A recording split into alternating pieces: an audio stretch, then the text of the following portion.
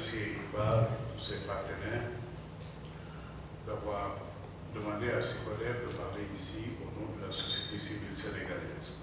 Je voudrais aussi évidemment féliciter Iqbal, un think tank qui joue un rôle de génération d'idées, de facilitation du dialogue constructif entre les différents acteurs, le secteur public, le secteur privé, la société civile. Et donc, il n'est pas surprenant que vous soyez à la tête d'une initiative comme celle-ci.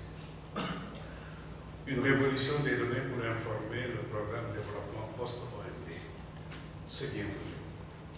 C'est bienvenu parce que dans les domaines en tout cas où SICODEV a eu à travailler, SICODEV c'est l'Institut panafricain pour la citoyenneté des consommateurs et le développement.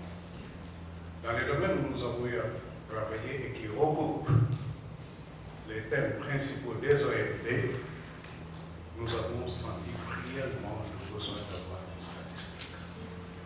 Nous avons senti réellement le besoin d'une recherche endogène qui puisse nous permettre de partir d'éléments qui sont vécus du terrain.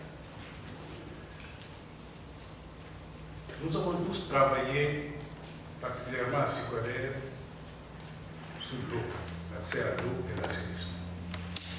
Et nous avons travaillé à partir de statistiques qui disent que 98% de la population urbaine de ce pays a accès à l'eau et que nous allions atteindre les objectifs du millénaire pour le développement.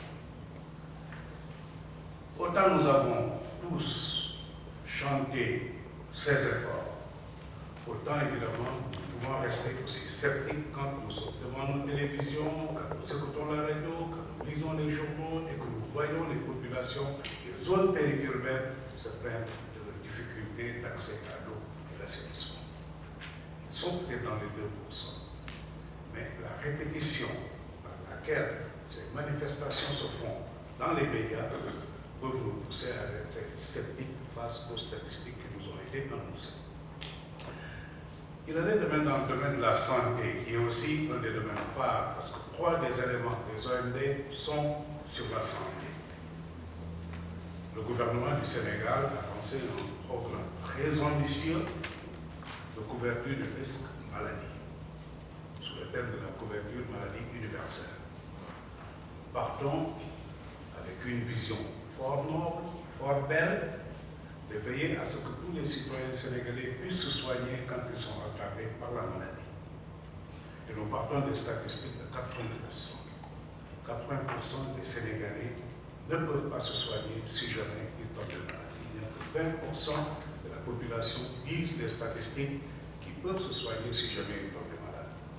Nous avons besoin de pouvoir suivre ces statistiques pour qu'à l'horaire de 2017, qui est l'échéancier fixé par le gouvernement, 75% de la population puisse accéder aux soins de santé quand ils en ont besoin.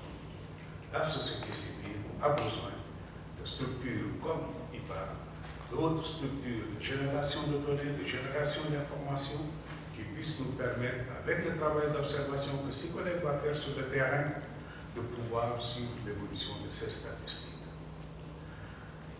Et c'est pourquoi il nous semble fort bienvenu qu'une idée comme celle-ci puisse se réussir, puisse se faire et nous donner des éléments qui peuvent nous permettre d'être des structures autonomes, endogènes, qui sont à mesure de travailler à partir de statistiques que nous aurions élaborées, des statistiques alternatives que nous aurions élaborées et qui peuvent vraiment informer le programme des OMD. Nous avons eu, avec quelques organisations, à faire ce qu'on a appelé des audits alternatifs sociaux. Des audits alternatifs sociaux qui peuvent nous permettre de dire les statistiques officielles sont là, les statistiques de terrain, puisque nous sommes des organisations de la société civile, que nous sommes en contact avec les populations, nous voyons ce qu'elles vivent au quotidien, nous sommes en mesure d'apporter une autre perspective. Et c'est pour tout cela que je voudrais encore dire félicitations à Cheikh Oumar et à son équipe d'avoir lancé cette initiative. Je vous remercie. Merci, M. Kanouté, président